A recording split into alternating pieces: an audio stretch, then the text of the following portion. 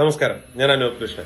മുതുതലയുടെ ആരോഗ്യത്തിന് ഇനി പുതിയ മുഖം. നമ്മൾ മുതുതലക്കാരുടെയും മുതുതലയുടെ തൊട്ടടുത്തുള്ള ആൾക്കാരുടെയൊക്കെ ഏറ്റവും വലിയ ആഗ്രഹങ്ങളും ഒക്കെ ആയിരുന്നു നമുക്ക് സ്വന്തമായിട്ട് തൊട്ടടുത്ത് സാധാരണക്കാർക്ക് വേണ്ടിയിട്ടുള്ള ഒരു ആരോഗ്യ കേന്ദ്രം, ഒരു ആശുപത്രി വേണമെന്നുള്ളത്.